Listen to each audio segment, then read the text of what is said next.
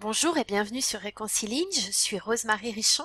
J'accompagne les femmes rondes qui se sentent mal dans leur silhouette à se libérer de tout ce qui pèse sur leur confiance en elles, les kilos, mais aussi tout le reste.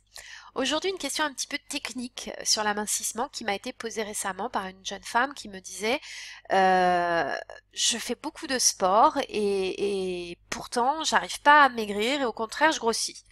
Donc elle était un peu désespérée. C'est une question effectivement très intéressante et je vais me faire un plaisir d'y répondre tout de suite. C'est parti.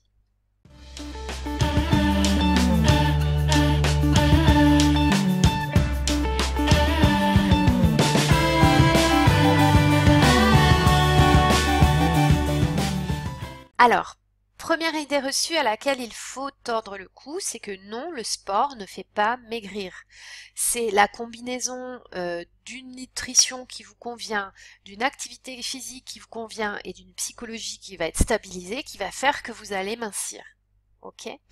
Donc le sport lui-même comme élément individuel, il y a eu des études qui ont été faites sur le sujet, ça ne suffit pas pour maigrir. Le deuxième point, c'est que il faut pas s'attacher au poids, mais bien à la modification de la silhouette.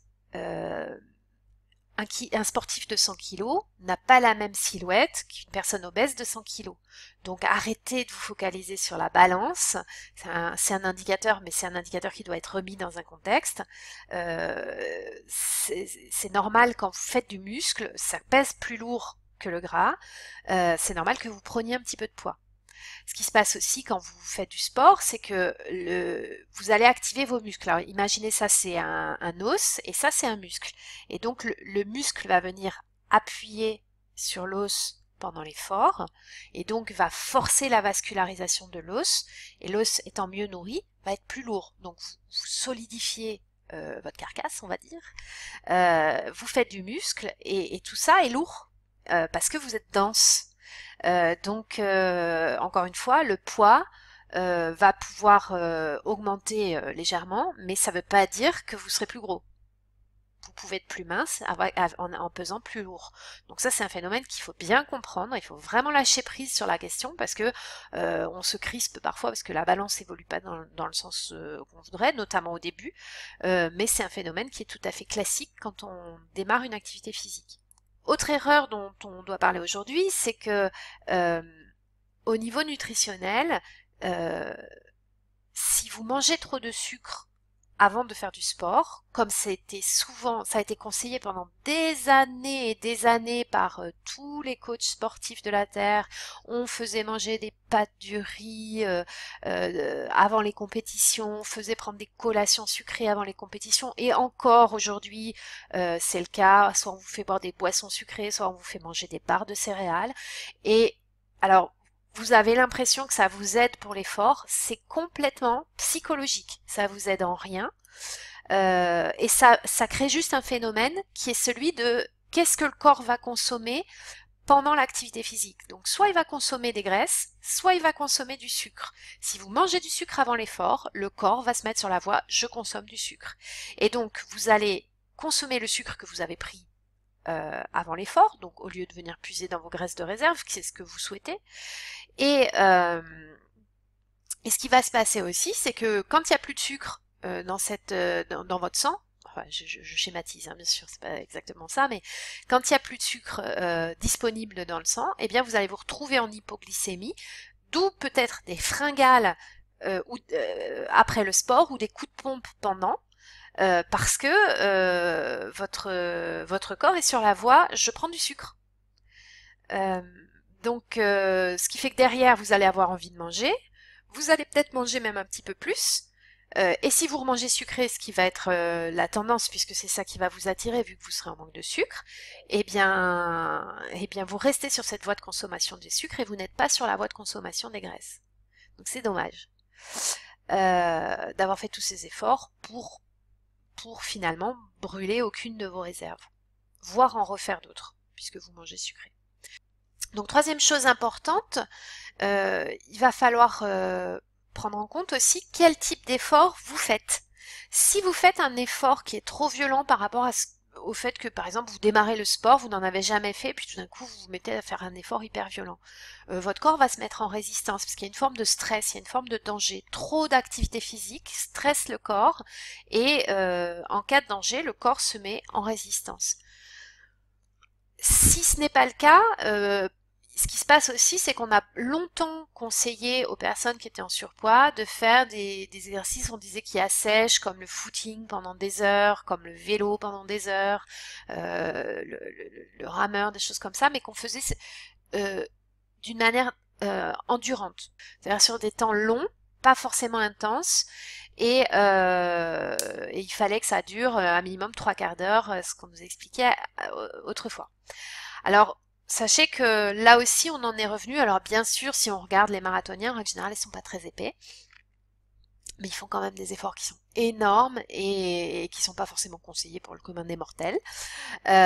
Donc, si vous vous mettez à faire du sport, sachez que ce qui va être le plus efficace pour venir puiser dans vos réserves, ça va être de faire un effort fractionné.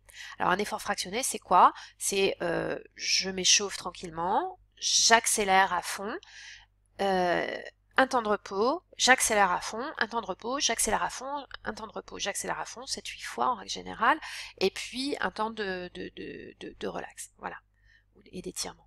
Donc ça, c'est ce qui va être optimum pour puiser dans ces graisses et qui va faire qu'on va continuer à faire de la combustion même après l'effort, à condition de ne pas remanger sucré comme je vous ai expliqué tout à l'heure. Donc, l'effort fractionné, ça peut être vrai, si vous n'êtes pas sportif, ça peut être vrai pour de la marche. C'est-à-dire vous démarrez en marche tranquille et puis vous faites des intervalles de marche rapide sur 1 minute pour, pour faire monter un petit peu le cardio et petit à petit vous allez vous densifier comme ça. Si vous êtes déjà sportif, vous avez des exercices d'intervalle training, vous avez aujourd'hui c'est à grande mode dans les salles, donc allez-y tout en faisant attention toujours au carburant que vous mettez dans la machine.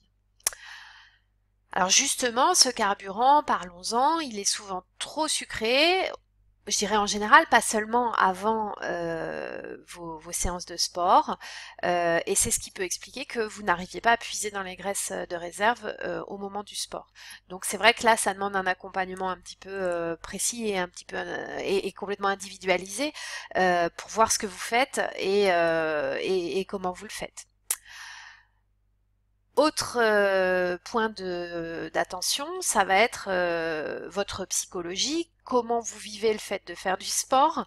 Est-ce que votre sport est bien choisi? Est-ce que vous prenez du plaisir à faire du sport? Il faut vraiment bon, on est tous pareils, hein, on se met tous un petit coup de pied aux fesses pour sortir faire du sport ou pour démarrer une séance de sport si on la fait à l'intérieur.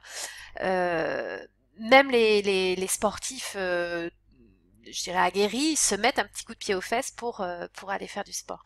Néanmoins, la séance en elle-même ne doit pas être que souffrance. Si vous allez au-delà de vos capacités, encore une fois, le corps stressé ne va pas bien réagir et ne va pas vous permettre de libérer vos réserves puisqu'il est en danger.